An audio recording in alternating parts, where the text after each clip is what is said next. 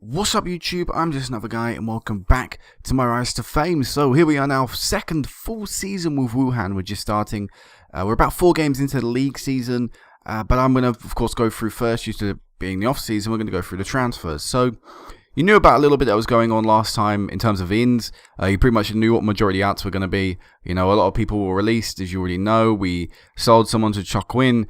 Elsewhere there was another releasee, one guy sold on a free, and also Kul Peng was sold to a Qingdao, who are in the league below us actually, for 80k.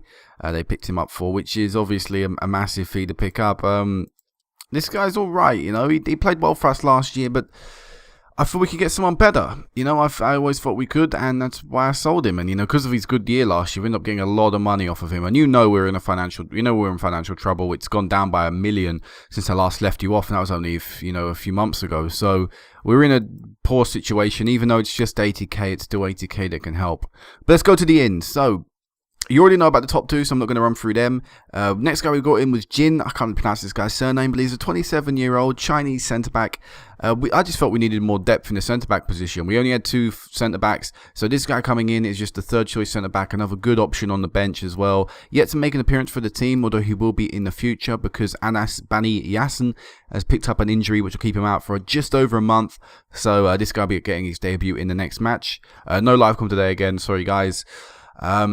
Next is Leon Best. So this is a name you'll probably all know, or most of you anyway who watch English leagues will know. A bit of a championship player, you know, that's all he really ever, that's where he achieves most of his success. You know, he's been in the Premier League with Newcastle twice, for 2 years actually, and started his career at Southampton in the Prem as well, or his first team anyway. But, you know, never really achieved much. His best years, like I said, been in the Championship in League One. That's probably where he's best suited and best known. But yeah, we brought him on a free transfer on 3.8k a week, which is a lot of money. And he was meant to be the guy to lead the line this year, to really get the goals we needed to win the games. And as you can see down here, he's out for 3 to 4 months. So that is tragic for us, because we can't afford to bring anyone else in with his wages. So having someone who's on the books taking up a foreigner spot and unable to play for 3 to 4 months is just the worst case scenario. You know, I brought him on a trial. He did fine. He played 4 games for us. He scored 3 goals in them games as well, scoring in 2 of the matches, I believe, or 3, I can't remember. But yeah, you know, he was looking pretty good, and just that injury is, like I said, it's just shocking. It really is. It's going to miss a lot of the season. We're going to have to now hope that our other strikers who are not as good are going to rally round and get the goals that we need. So after that, as you see, a little bit of a while before we signed another person, but it's Zeo. I can't really pronounce this guy's surname again, sorry about that. But he's a striker. He's our third choice striker. Oh no, sorry, second choice striker, because Yo-Yo Mankini is not a striker. A second choice striker. He's made an appearance already as a sub because he had to come on for Leon Best being injured. But as you can see, you know, nowhere near really the level of Leon Best, and in fact, not even the same player as Leon Best. Leon Best is the target man. This guy's more of a poacher, advanced forward, someone who's a little smaller, and his main role, or his physical, or what his attributes can really give to him, isn't really necessary, or isn't really compatible with a target man. So yeah, that's not great. You know, we just signed this guy to sit on the bench pretty much, and now he's going to be thrusted into the first team, and we're going to have to hope he can score a few goals. So following that, next signing, Cheng. I can't really pronounce this guy's surname again. Moyil? I'm not really sure. 32 years of age, right midfielder. Of course, we don't play right mids anymore. We play right attacking mid. But he was just brought in as backup yet again. Experience in this league as well. Hangzhou, Dongye for the past 4 years. So I know he can perform at this level. So that's what you really want from someone who's just going to sit backup. And the reason he is backup is because Yo Man-ki signed. This guy looks really good. 29 years of age, South Korean right attacking midfielder. I mean, he's got the stats you'd really need to play winger. Most of the basic stats anyway. You know, a bit of pace about him, a bit of technical, a bit of mental as well. Just overall, just a nice player to really have. Nearly 3k a week on wages, so he is one of the highest paid players at this club. But when you look at some of his records, you know, he played in the K-League Challenge, which for those who don't know, that's the second tier in South Korea. He played in the K-League Classic, which is the top tier in South Korea and has consistently played well throughout. And in fact, in only 4 games so far this year for us, he's picked up a Man of the Match award, 3 assists and 2 goals. So he really looks like Yo Man Ki could be a good player. But like I said, he was playing on winger when we had a big old target man in the box. Now we've got a different player up front. Will that affect him? Hopefully it won't. I mean, he looks like he could be an absolute beast. And according to reports, he is an absolute beast.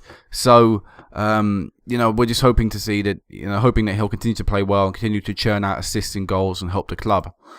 And the last guy we officially brought in for a full-time deal was Zhang. I'm not even going to try and pronounce his surname.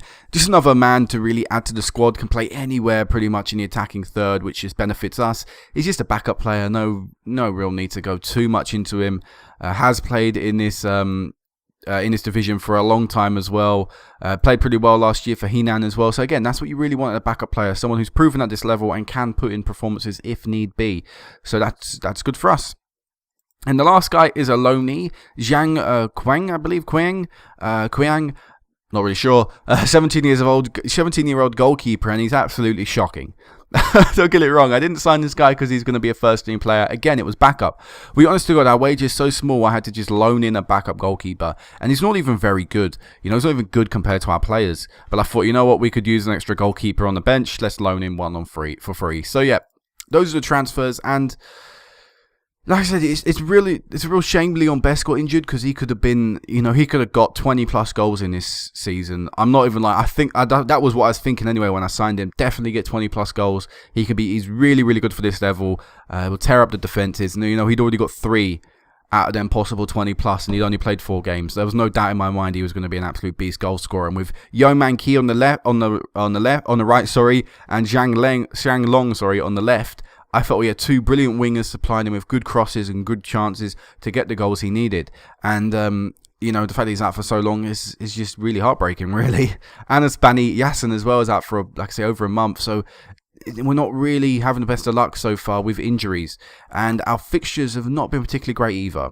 We're only 4 games in, so I'm not going to read too much into it. I'm not going to be like, oh man, we're doomed to get relegated, or, there's no chance we'll win the league now. We can still do anything we want to. It's only 4 games in.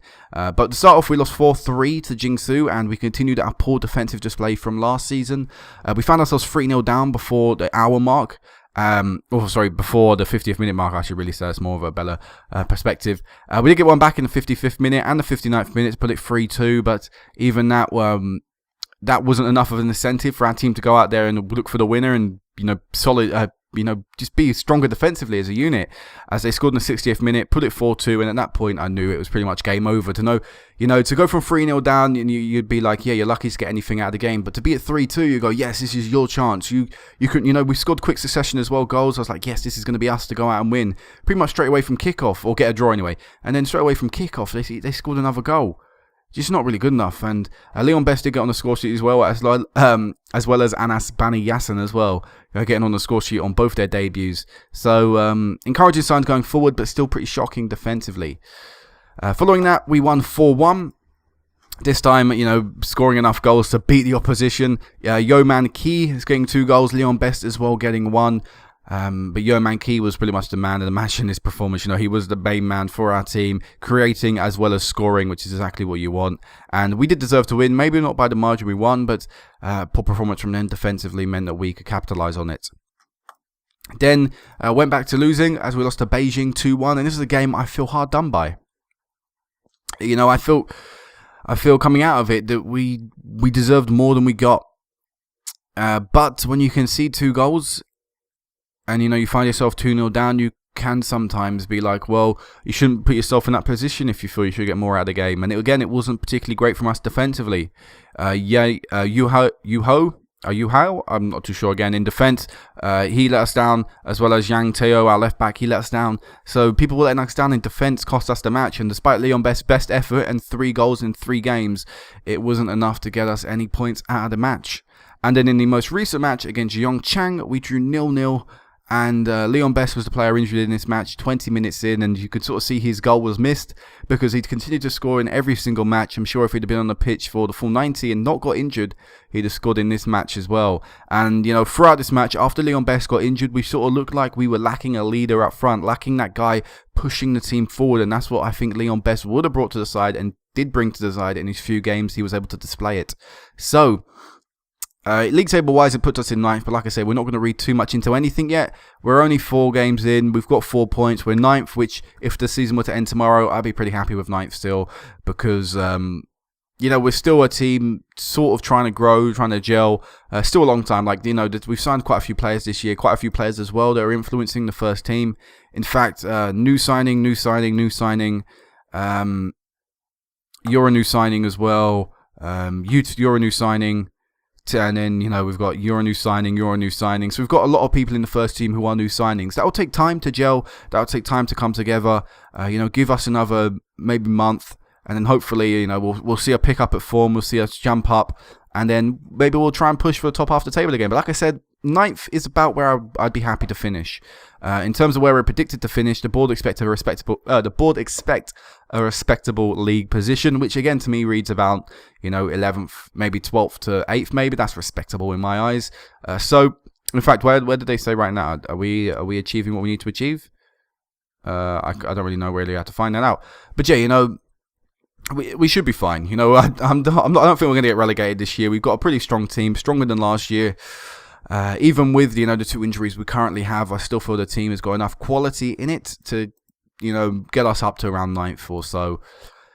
So the next time I meet you back, because I decided to do this start of season update, but I wanted to include some games because otherwise I just felt transfers wouldn't have been enough to go through. So next time I meet you back will be about the same time I met you back last time, or about midway through the season with the FA Cup time and stuff like that. But yeah, I'm despite a bit of a on-off start, I'm still pretty confident that we can achieve what I want to achieve here in the long-term plan with Wuhan, which is a league title.